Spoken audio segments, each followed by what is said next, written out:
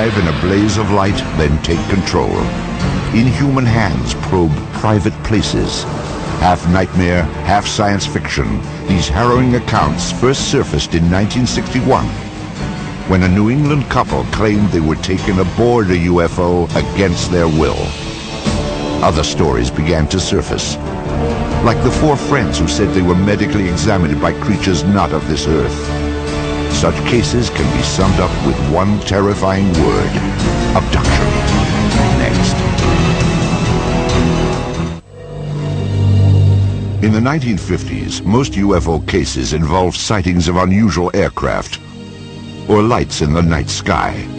In addition, there were the contactee cases, where individuals reported communication with UFO occupants, often depicted as friendly and wise.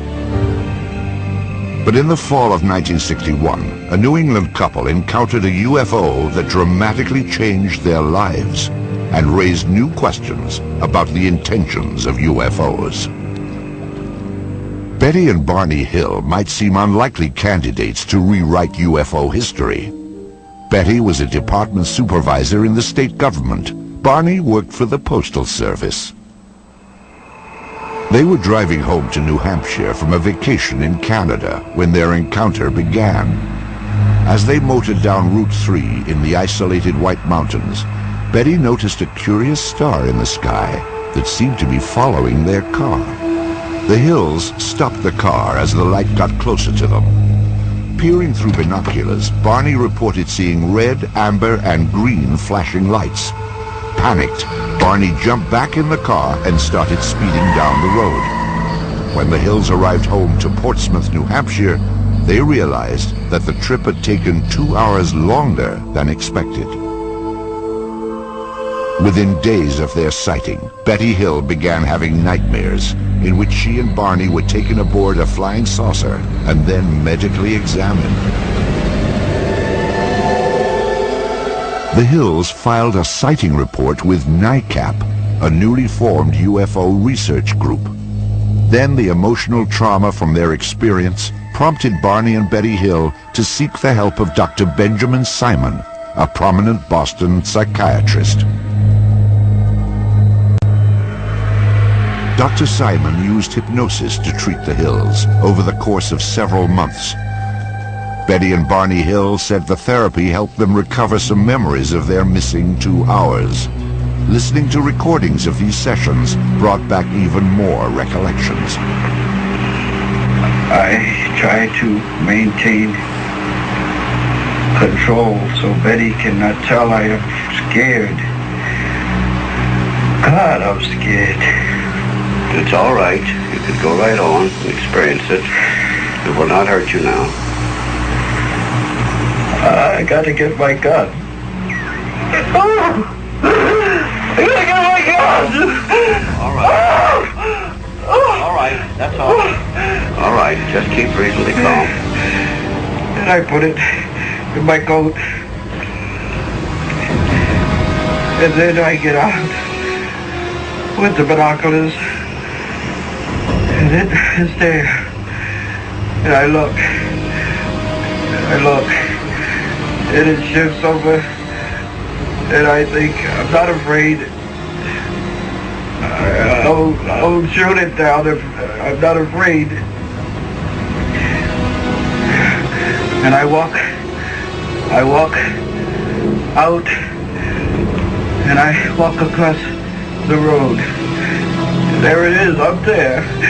Okay, all right. Calm down. Calm down, it's there, but you can see it, but it's not going to hurt you. Go on.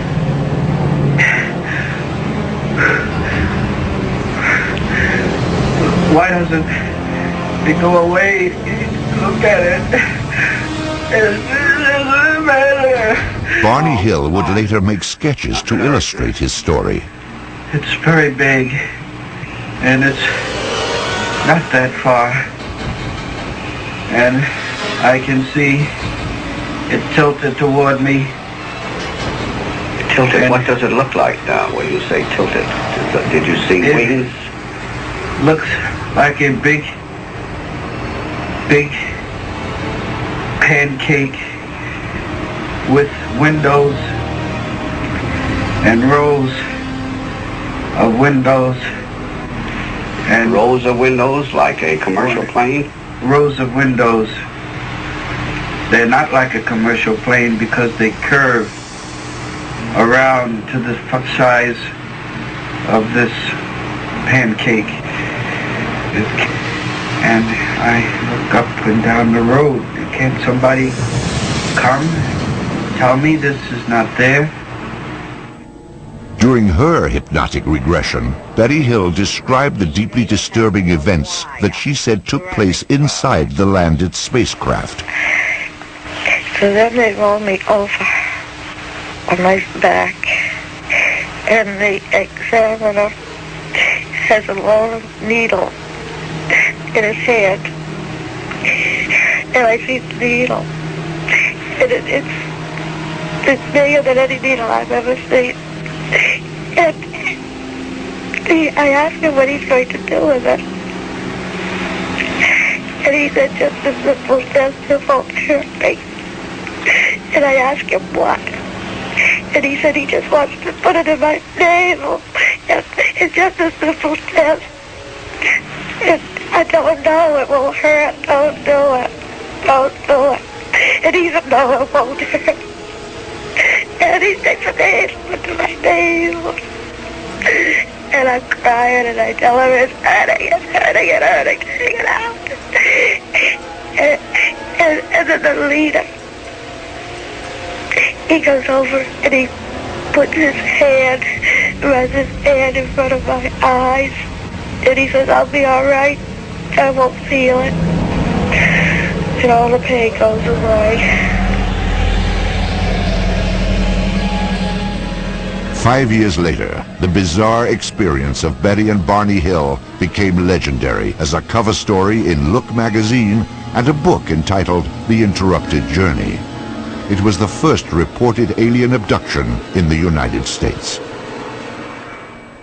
The Hills' psychiatrist, Dr. Simon, remained skeptical of their account. However, once the case was made public, other witnesses came forward with similar stories. Authors like Dr. David M. Jacobs call them abductions. Well, the core abduction scenario involves basically a person who is taken out of his or her normal environment, usually against their will, and taken on board an object, a UFO if you will, and the clothes are removed, they're placed on a table, they're given a mental, physical, and kind of reproductive series of examinations, procedures, and then they're released, brought back, and they forget about what happened to them almost immediately. Although they might know that something strange has happened, they don't necessarily connect it to the abduction phenomenon.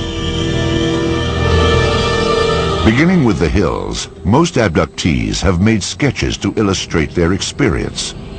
They often picture the strange beings they encounter, now known as Greys. The most predominant one are the small gray aliens and taller gray aliens as well. The taller gray aliens seem to be more in charge in the abduction scenario. The smaller gray aliens seem to be more assistants or helpers. These are beings that are thin, have no hair, large heads, very large black eyes, no pupils in them, just sort of opaque. No nose to speak of, although there might be a little bump or a ridge there. Many abduction cases include a face-to-face encounter with Greys. Among the most credible was the incident reported by 4 college friends after a harrowing trip in the summer of 1976.